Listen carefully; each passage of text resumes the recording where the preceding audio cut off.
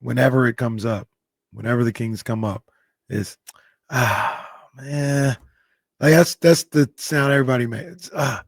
Oh man, what do you think? Do you think? I mean, tell me they're not going to be as bad as I think they are. Like that's the conversation I've had all off season with people regarding the Kings, and I just think that no matter what Dennis did in EuroBasket or what reports you see out of what he was able to do, that's not going to be enough to get people to feel differently about this year's Kings team without seeing them.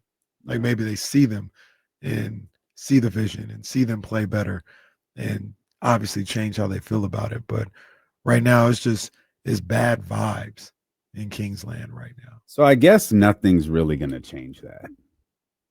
Before they play? Yeah. I Nothing. don't think so either. Do you think Kaminga would change that? If they landed him? Honestly, I don't know. Maybe because it feels like it's a Warriors Kings game that you win. You know what I mean? Like it's I don't know. Because I don't know what people even like. If you had mentioned Jonathan, like there was a group who thought, because we were asked a lot about this before free agency starts. Hey, what about the Kings and Jonathan Kaminga? What about the Kings and Jonathan Kaminga? And my thing was always, there's just no way. There's no way to make it work. I didn't realize that there was, but like, all right, maybe there's something there. Like, okay.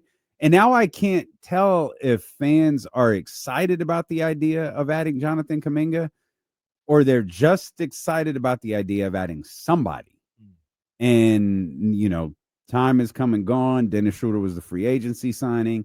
There's Sarge, like whatever other handful of players have wound up in Kings uniforms. It's nothing anyone really cares about. But are we at the point where you want something and Kaminga's right there? And again, you've worked yourself into a shoot where it's like, oh man, Kaminga could be this. Kaminga could be that. Kaminga could work here. And, they wrote about it in that article. Shams and Slater wrote about, the Kings and I think Phoenix as well, saying, you're a basketball fit here. You're not a basketball fit in Golden State. You're a basketball fit here. We got 30 minutes a night for you. We've got a starting position for you. And maybe fans have taken that as like, oh, yeah, no, absolutely. I could see how this works. He's a young such and such. And you just work this whole thing out in your head to where, like Sasha, you're excited about the unknown. You're excited about something that's completely different than what he did in Golden State or what he did with the Warriors. I think it will get people excited, especially when you talk about his skill set, his age. It presents problems, because, where are you going to be able to play Keegan? Does he take shots away from Keegan? People will be worried about that. People will be worried about Nick Clifford's playing time and what happens with that. And there'll be things that people are concerned about with Kaminga potentially coming to the Kings. But I do think just the thought of a young, exciting player will get people excited about the team. And it also helps a young offensive player, right? To just get people, they do a windmill dunk. Kaminga gets traded to the Kings, and you go to YouTube to watch his highlights from his career, and you'll start buying into whatever is being sold about, hey, this is a good move, whether it's accurate or not. I think it would be a good move. I think it's a good fit for Kaminga and for the Kings. But yeah, just to your original Dennis Schroeder, I think it's not enough. I think people are just down on the franchise right now. And I guess to a certain degree, I understand that. I don't know what there is to be really excited about. I mean, I do think the Kings will be good this season. Like, they'll be fine. I think they'll win 40-something games, probably on the lower end of 45, but I do think they'll win 42, 3, 4 games somewhere around there. And I know that's a play-in spot.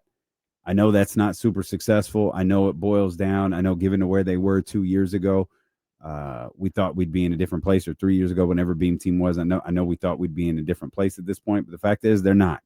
And they're in a situation now where you have guys like DeMar DeRozan, Zach LaVine, DeMontis Sabonis. You still got Keegan here. You got like a group of guys where it's like, hey, that's a decent basketball team.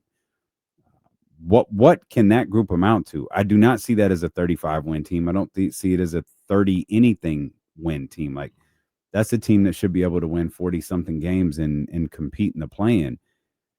But given where we thought we were going, I understand why that doesn't excite anybody. And given that you wonder if teams like the Lakers, obviously the Thunder are doing it, you wonder what Dallas is going to look like. You wonder if these teams, obviously San Antonio, they're building. Mm-hmm.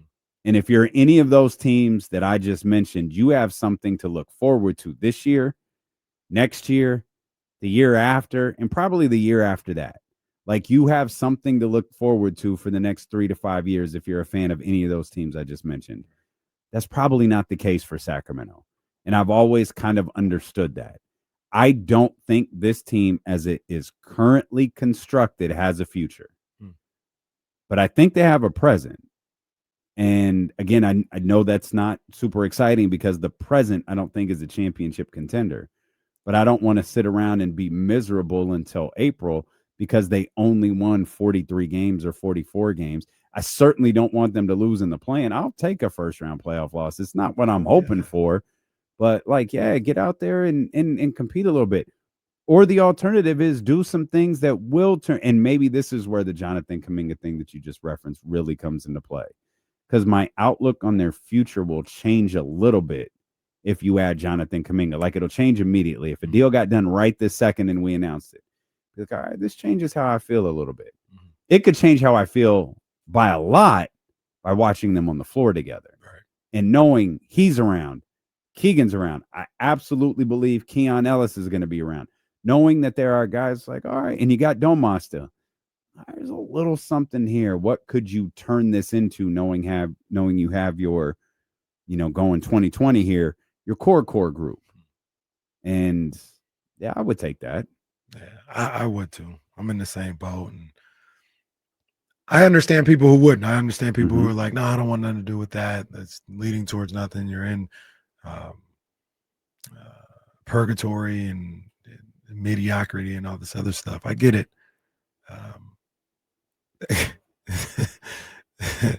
In some respects, it feels like it's just how you choose to live your life. Mm-hmm. Right? That's like, for sure. You want to be miserable and think everything is miserable and all bad. You can do that and be correct. If you want to be excited that 43 times throughout the year you got to see a Kings win and they have an opportunity to go to the playoffs, or they get to the playoffs even though they're playing the defending champions in the first round, be happy about that. I tend to do the latter. I tend to try to embrace the wins, the positivity, and stay focused on that. But once again, I'm not here to talk down or say somebody is ridiculous for if they're look at it like, man, this isn't getting us anywhere. We're in a fast track to nowhere. I understand that as well. It's just a different line of thinking. Like Ellis says on youtube.com/ESPN1320, the present isn't even a playoff round win. Like, maybe it's not. Like, and I get why you might not feel that. But if this is a playoff team, you're going to be sulky and salty all the way till the playoffs. Ellis follows up with, it's easy for media. It's your job and you go to games for free. That's never lost on me. Mm-hmm. Right? I never have to pay to watch to go watch a bad basketball team. What I tell you is a little bit different for us, Ellis, is you could walk away at any point you want to. We can't. Mm-hmm. I mean, we could. Our bank accounts would suffer greatly and we'd have to find something else to do for a living. Mm-hmm. But through hellfire and brimstone, we have to stick around and watch this team play basketball and find ways to talk about it and find ways to make them interesting for a fan base that is just diehard about their basketball team. Right. They